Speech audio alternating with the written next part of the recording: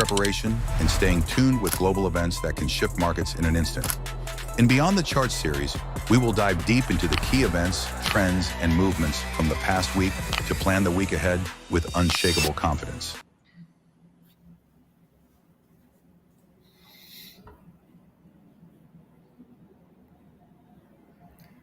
Okay, so hello traders and welcome to episode 2 of Beyond the Charts series, our weekly fundamental recap. So we're covering the big releases from this week, which was August 25th to August 29th. I'll break it down day by day, explain each data point in plain English, and hit how it moved stocks and indices like the S&P 500, the Dow Jones, Nasdaq, gold, major FX pairs, and so on. So let's get to it, guys. Okay, first, you can see here the weekly high impact news calendar, Funding Pips calendar. Okay, so let's start. What do we have? On Monday, August 25th, we had a holiday in the UK, which was a bank holiday. So no major market impact from this one. Okay, so on Monday as well, we had numbers coming from the US. We had new home sales. The previous number was 656,000 new home sales. The forecast was 635, and the actual came in higher than expected at 652,000.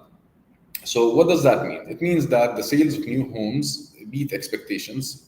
So that shows that housing demand is holding up despite high rates, maybe from lower inventory or pent-up buyers.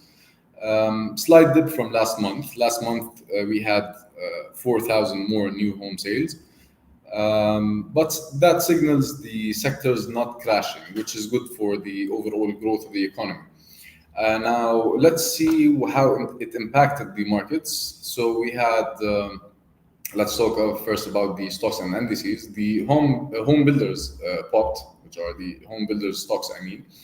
S&P 500 gained 0.4% after this release. However, Dow Jones gained also 0.3% on consumer strength, and Nasdaq gained 0.5%.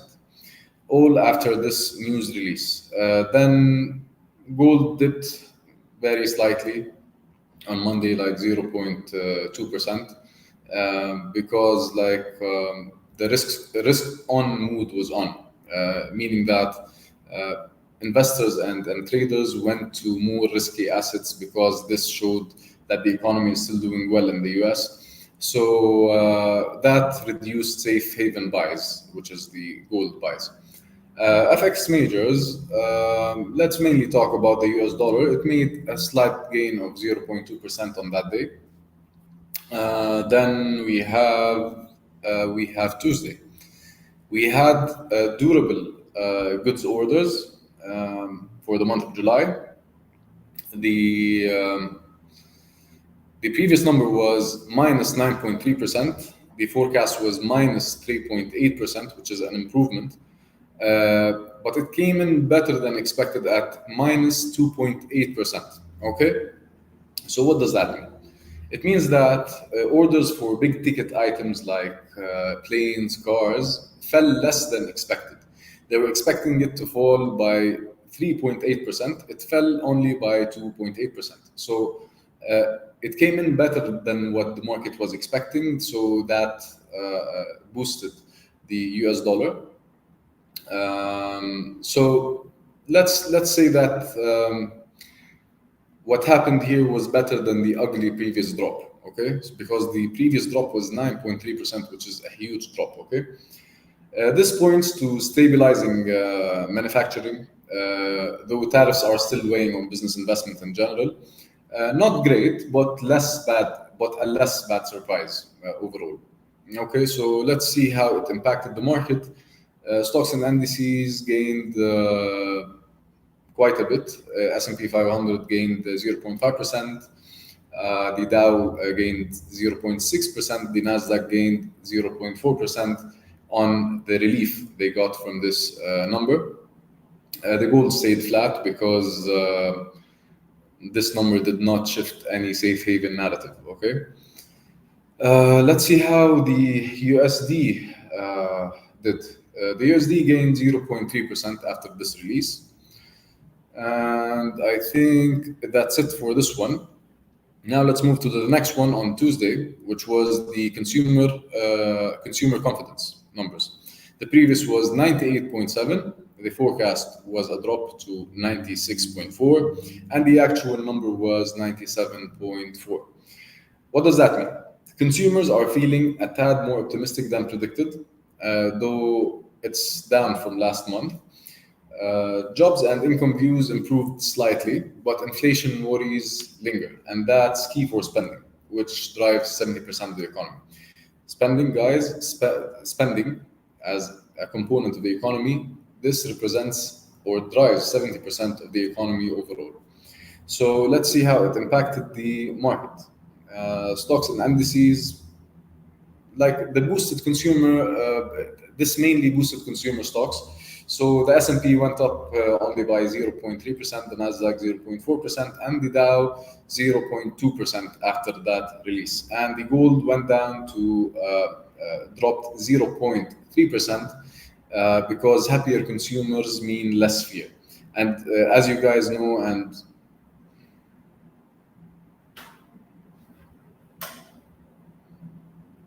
okay, guys, I've been told you can't hear me. Can you hear me?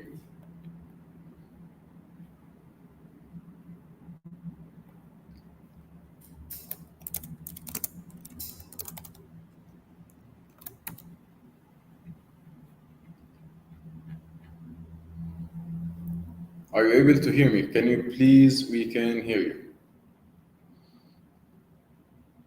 Okay, so were you able to hear me from the beginning or just now?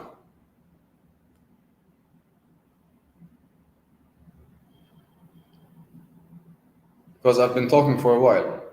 Yes, loud and clear, perfect, okay. Okay, let's go back to what we were doing.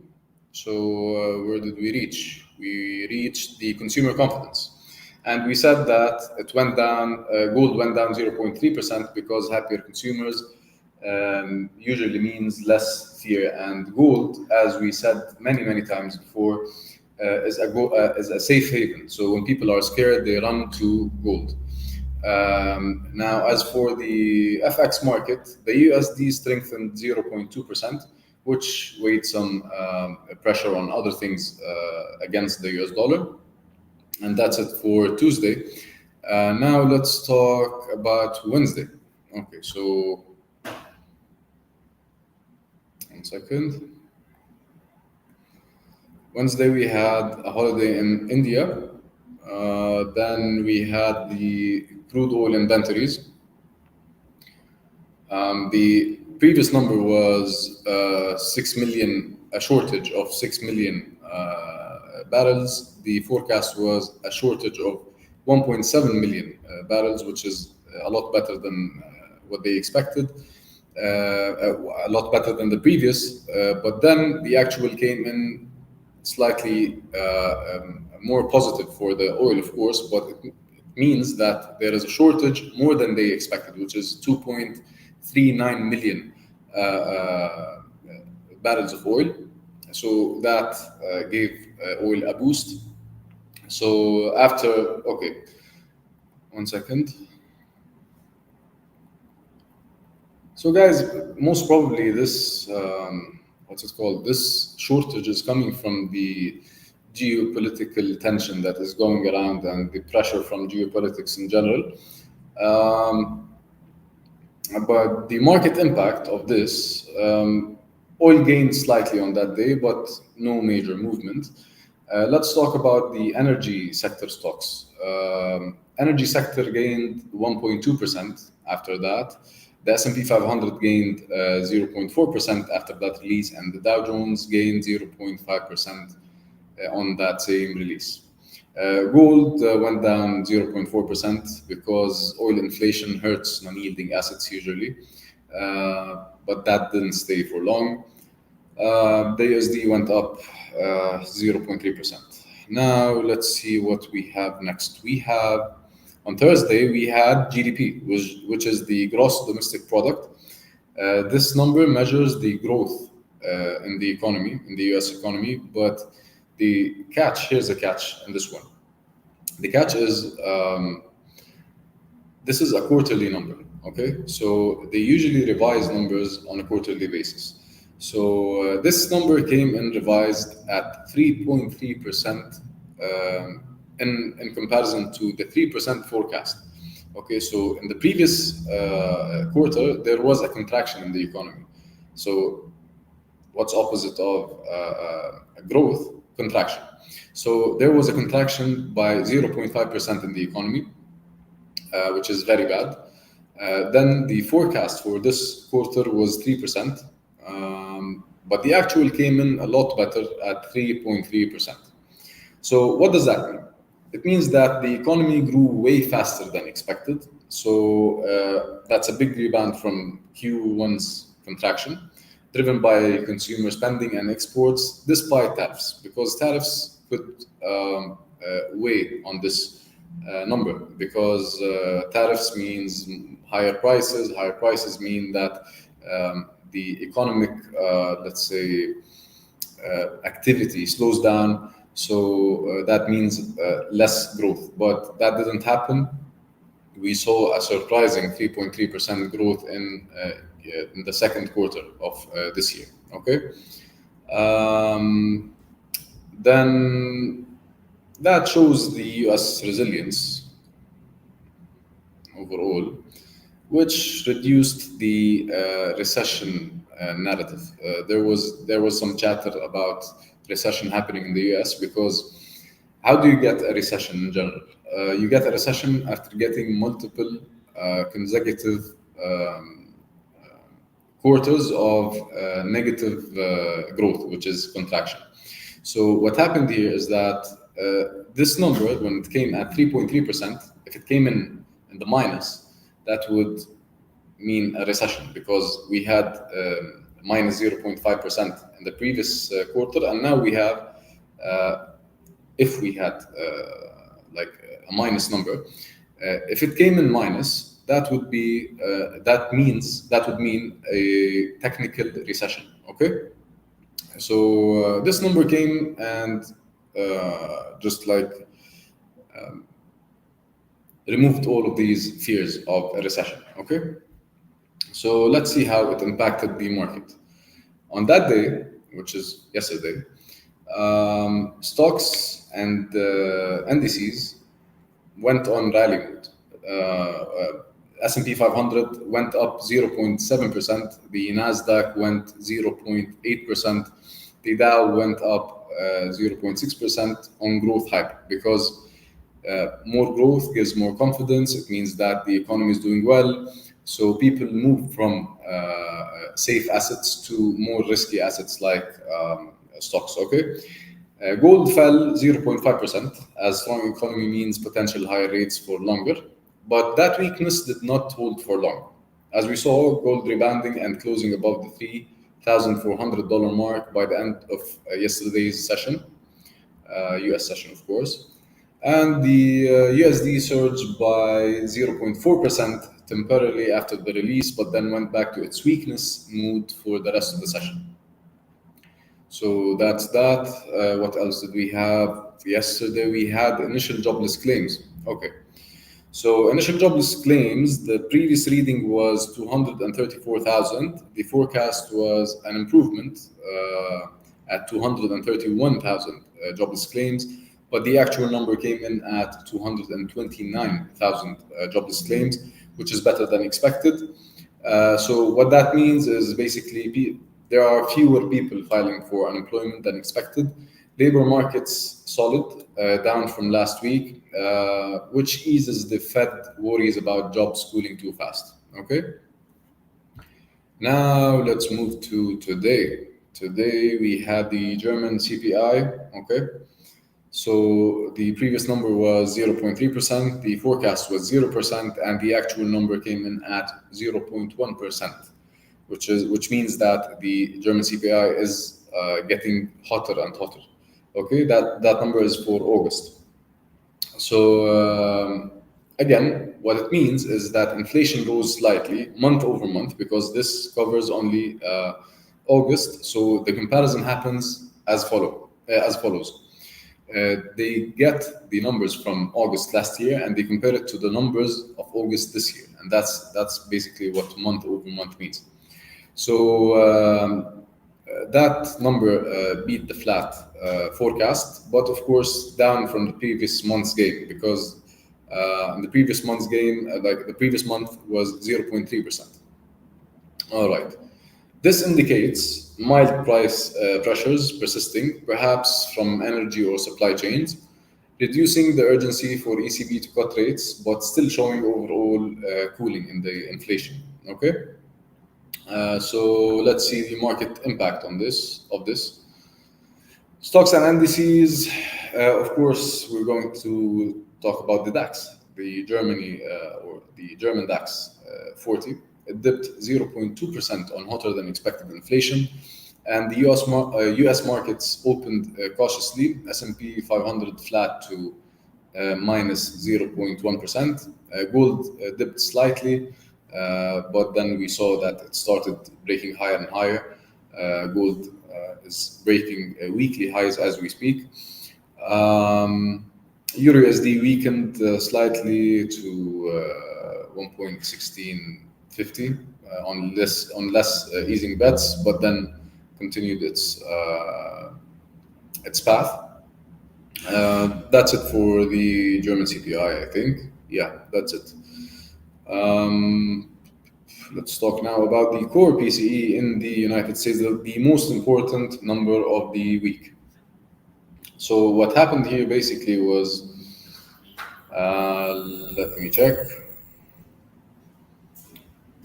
Okay, so the previous number was at 2.8%, the forecast was at 2.9%, and the actual number came in as expected. So, and we were talking about the year-over-year number. Okay, so what does that mean? As I told you last week, I'm not sure if I told you last week or not, but as I might have told you last week, the PCE number is an indicator that is used to measure inflation, and it's the Fed's favorite measure. So it's the Fed's favorite gauge, as they say, to measure inflation, because it has more components and it's more reflective of reality. So what happened here is it came in as expected. So what does that mean? It means that year-over-year core inflation. When we say, guys, by the way, when we say core inflation, that means excluding food and energy. Okay, but when we say headline inflation, that means it includes food and energy. So let's go back to what we were saying. Year-over-year core inflation edged higher than forecast. Let's see. No, actually, it did not. It came in as expected, which signaled stickier prices than hoped. This could temper Fed cut expectations, as it shows inflation isn't cooling as fast as they want it to be. We can blame lingering effects from wages or trade policies. You know, Trump now is throwing tariffs left and right, and that might be causing this stickiness in prices. So the market impact, we saw like a slight drop in gold. We saw a slight drop in currencies, and then they picked back up and started going up again.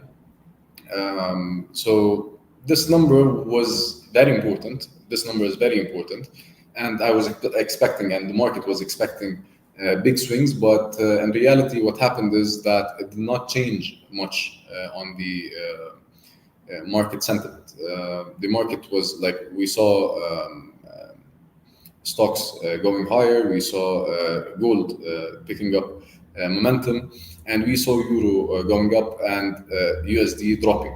and this number did not do anything to those. Maybe like for the first 5 seconds or 5 minutes after the release, but after that there was no change, and it continued going as it was before the release.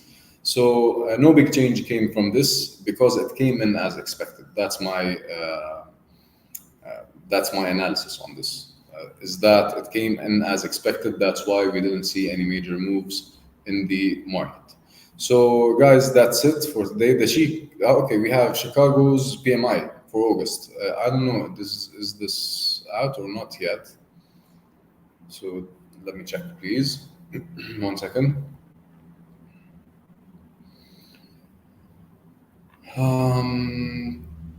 Today, yeah, it came in. Okay, it came out and it came in at 41.5%. 41.5, down from 47 previous number, and the forecast was 46.6, but it came in at 41.5, which is very negative for the US dollar. Let's take a quick look at what's happening in the market. Yeah, makes sense. The gold just crossed the 3,445. The euro is now at 1.17, and the GBP USD, which is the cable, is at 1.3507. And the dollar is dropping bad because of this number. So we were expecting high movements or like strong movements from the PCE, but it came from the Chicago's PMI. That's it for this week. I'll be happy to take your questions now. So if anyone has any questions, I'll be more than happy to answer. Shoot, guys. Let's start. Okay, so for the giveaway, someone is asking about the giveaway. You will need to comment on this live stream after the video ends. After the live stream ends, you need to comment under this video and share it as many times as possible with your friends. And I think the winners will be announced on Wednesday. Now let's move to real questions. Can USD bounce back in September? Big question for funding clips traders. It might, but in my opinion, USD might be dropping bad, especially if it breaks the low it made back in 1 second. Let me check. Okay, now if it breaks the 97.05, which is the low from July 24th. If it breaks that, yeah, I think the dollar index will keep dropping and we'll have a downtrend continuation. But if it stays above that level, if it holds above 97, there might be a possibility of it bouncing back up in September. Okay, your models give up to screening potential, how transparent and criteria. Okay, all right, we answered that. Have institutional size positions based on risk and volatility.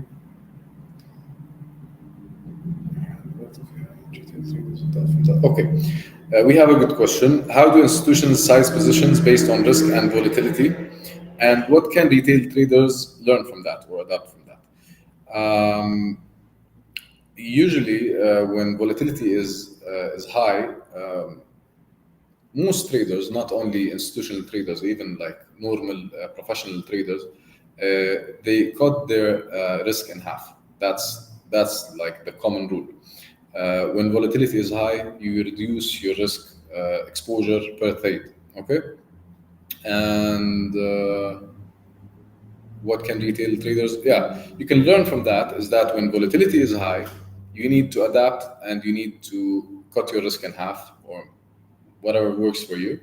But if volatility is like it's not that high, you can go on with your normal risk reward or risk management guidelines. Okay. Early exit before hitting target is a real enemy for my trading career. Almost my trades are hitting target with this bad habit. Okay. Fast real trader is asking or sharing something important. He's saying, or she's saying, early exit before hitting target is real enemy in my trading career. Almost my trades are hitting target, but this bad habit lost many funding accounts. Still, I will improve this early exit bad habit. Okay. My friend, what's happening with you here is basically that you look at the chart way too much. Okay, you need to cut back on the screen hours, and this will improve. Just like get busy with something else, and this will fix itself. Don't worry about it. Okay, what else do we have? Okay, so grateful for knowledge. Good to have you, sir.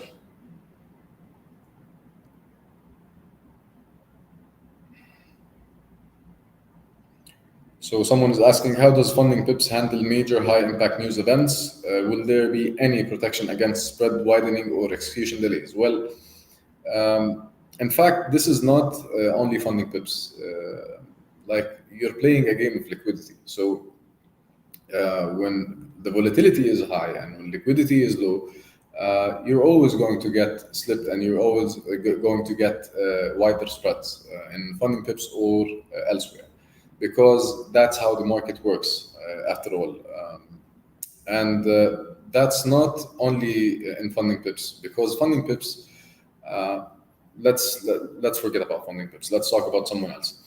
Even if you trade with a broker, this broker usually covers you with someone else called the liquidity provider. Okay, so the liquidity provider during high impact news widens the spread on your broker. Okay, so your broker has to pass it on to you because that's the market condition. So there's nothing you can do about that. You can just like set aside and don't trade. Simply don't trade while there are high impact news. I don't trade during high impact news. Thanks for you, Saif Qaddoura. Appreciate you. Thank you. Once confidence is gone, recovery takes time. Funding pips knows patience pays. Okay. How do you filter through the immense amount of market noise and focus on the most relevant information? That's a good question. How do you filter through the immense amount of market noise and focus on the most relevant information? First of all, you need to choose what you're trading, and you need to find all the high impact news that would affect that instrument that you chose to trade, and only follow up on those. You don't need to know everything happening in the world. All you need to do is just like watch our live streams and follow us on social media to get those calendars. Those calendars are very important. I use them almost daily. So all you need is tools, and Funding Pips gives you all the tools you need. So just focus on what you're trading and focus on what you prefer to trade. Okay.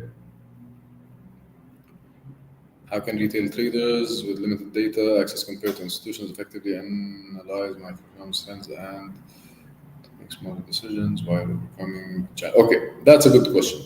How can retail traders with limited data access compared to institutions effectively analyze macroeconomic trends and market sentiment to make smarter trading decisions while overcoming challenges?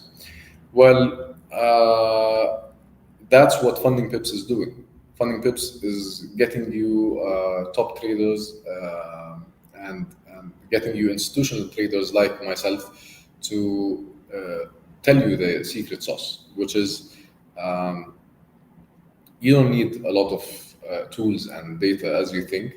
You just need to be well prepared and have the mentality of the institutions, which is I don't want to get rich tomorrow, I can wait. So patience pays, and composure and well structured trading plan pays. Okay, so what you need is not the amount of information or tools the institutions have, although they are helpful, but you have many alternatives. What you really need is a solid trading plan. You need to have strict risk management rules, which can help you manage your emotions. Because if you don't manage your emotions, or if your emotions take over, you're doomed. So that's the main thing, my friend. And thank you for your question.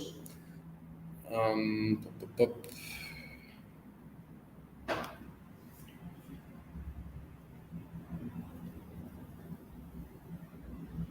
Good GDP avoided recession. Doesn't market have confidence in the US market? Okay, yeah, we have a nice question here. Given that PCE came out slightly hotter, it came hotter than the previous number, not than expected. Job numbers were good. GDP avoided recession. Yeah, basically all the calendar, as you can see, is green. So yeah, that was a good week for the US. Does that mean that the market does have confidence in the US market? Definitely, yes. So that means more risk into the U.S. markets, the stock markets, and maybe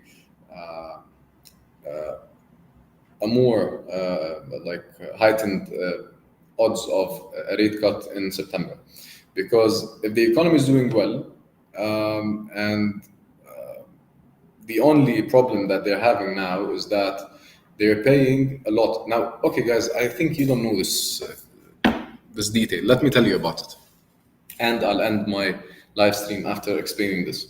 Now, do you guys know why Trump is pressuring the Fed chair, which is Jerome Powell, to drop rates? It's simply because the U.S. government borrows money. Okay, so through U.S. government bonds. If you've heard of, like on the news, U.S. government bonds, you have the 10-year bond, you have the 5-year bond, you have the 30-year bond, and so on. So the U.S. Issues those bonds, so people buy those bonds to get interest. So because the U.S. government has borrowed a lot of money, even from other countries like China, for example, the interest rate payments or the coupon payments they're paying to their lenders is becoming very high, and the only reason to drop this interest rate or to drop this payment is by lowering rates or lowering yields. So yields are lowered once the Fed starts cutting rates. So when the rates are cut, um, Trump and his administration and the government start paying less. So if they cut, for example, by 3%, which is very high, which is a very big rate cut, but that's just for the sake of argument. If they cut 3%, they would save up to $900 billion in interest rate payments to lenders. So that's why Trump is begging Jerome Powell to cut rates. He's saying, okay, inflation is moving down. No need to keep rates higher for longer. Let's start cutting. So that's what's basically happening between Jerome Powell and Trump. So yeah, that's that. Okay, models, adult funding pips. Okay, do large players use the economic calendar mainly for timing entries or for framing higher time frame bias? Neither, my friend. They do not use the economic calendar for timing entries. You don't use fundamentals to time entries. You use technicals, which is the charts. That's number one. Number two, they don't frame higher time frame bias by looking at the calendar. The calendar is good just to understand the story behind each number and behind each price you're seeing on the price or the watch list or the screen. Okay, so the calendar is basically, for me personally, I use the economic calendar to avoid high volatility times to enter and exit trades, because that would hurt my risk reward and would cause me to lose money unnecessarily. Okay.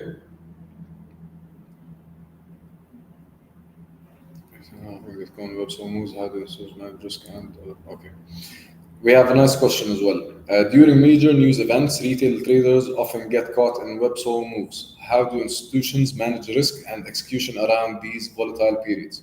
And what lessons can retail traders apply? Okay. Um, well, like institutions, basically, like what I just told you is what institutions do. They do not enter the market or exit the market when there is high impact news, because that would hurt them or hurt their positions. They usually try to enter on like by using smaller tranches, and they enter gradually so that the market does not move against them because of the high volume they're entering with, because they don't want to trigger algorithms which would move prices way too high, way too fast, or too low, too fast. So institutions don't like volatility as much as retail traders love volatility. So they try to avoid it by avoiding trading around those times of high impact news. Okay. What is more important for a funded trader? Achieving high profits quickly or maintaining long term consistency? And why? Of course, long term consistency, because if you achieve high profits quickly, it means that you might also lose those profits quickly. So, no, consistency wins always.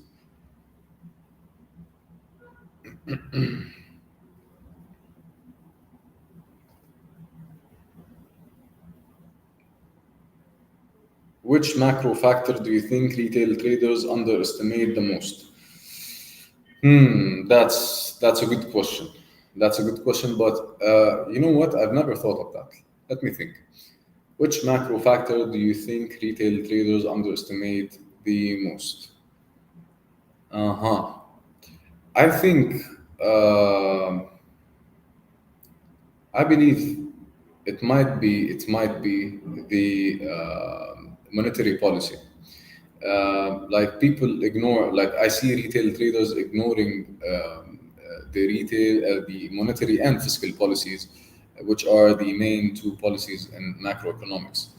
Um, like it's very rare for me to meet a retail trader who knows when the next Fed meeting is.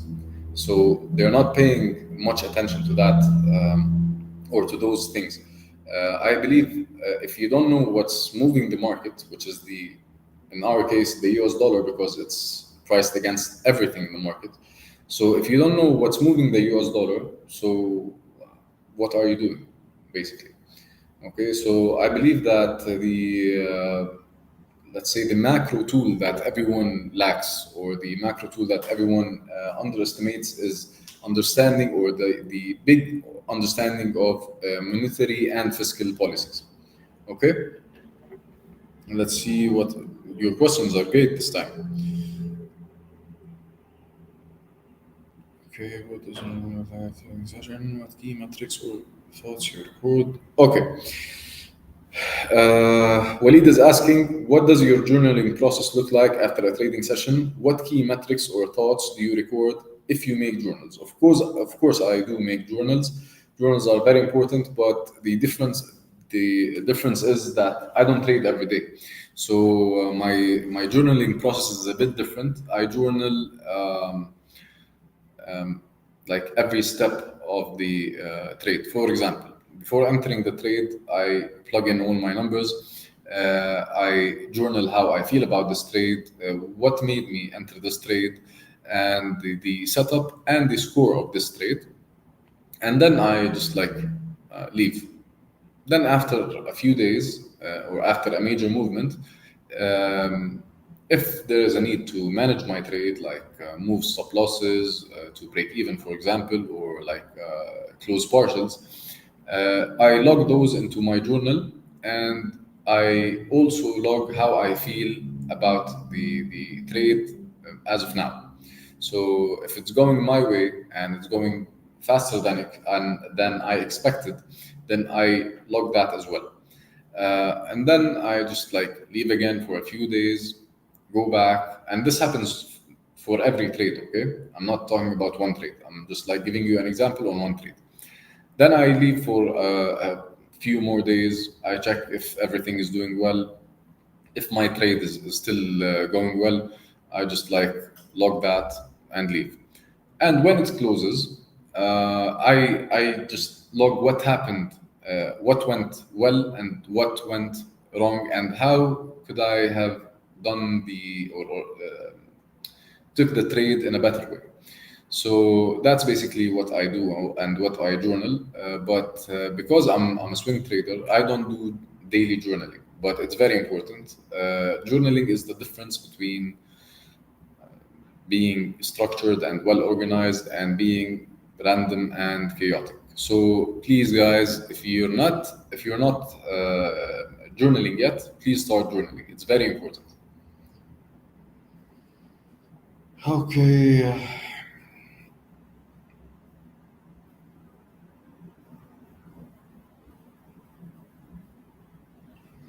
Okay, how do institutional traders use economic calendars differently than retail traders? Well, they don't use them differently because institutional traders are humans, but institutions also have other types of traders, which are algorithms.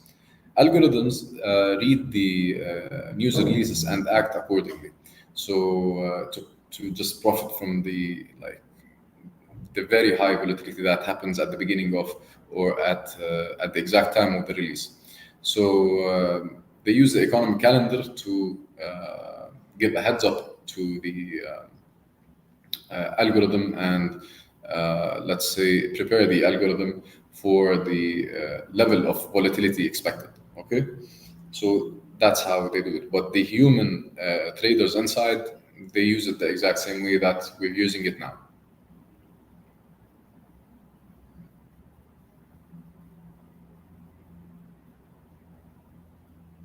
Okay. Okay, so yeah, we have a good question. So, what is the probability of a rate cut in September? The probability now is at 87% that there will be a cut on September, which will be negative for the dollar. But we need to wait and see what Jerome Powell has to say about that, because in his last speech at Jackson Hole, he said that they're going to cut rates. So they're most probably going to cut rates because we don't have a lot of time. It's only like a matter of 2 weeks, and they're going to cut 25 basis points.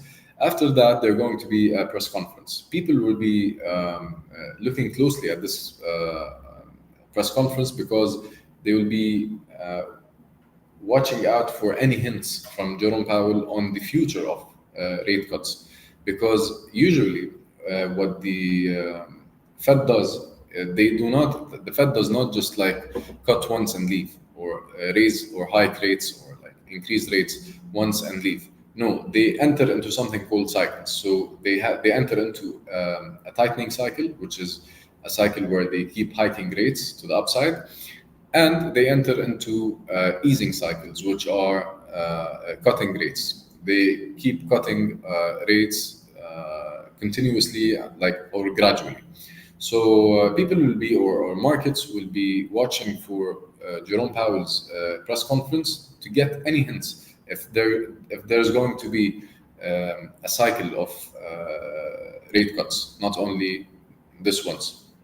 If Jerome Powell comes out and says, okay, guys, we're going to cut this 25 basis points, and we're going to stop and see what the numbers are going to tell us, and we're going to be data dependent going forward, that would be good for the US dollar and it will boost it to the upside.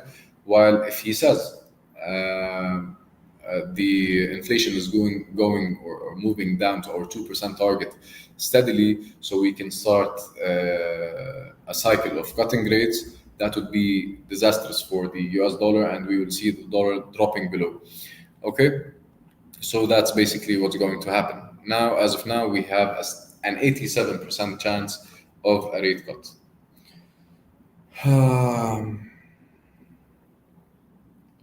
What's the biggest mistake retail traders make when they trade high impact news?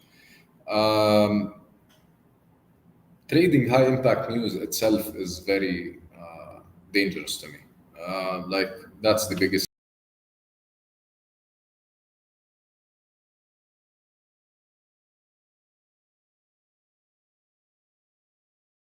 Trading isn't just about strategy. It's about smart preparation and staying tuned with global events that can shift markets in an instant. In Beyond the Charts series, we will dive deep into the key events, trends, and movements from the past week to plan the week ahead with unshakable confidence.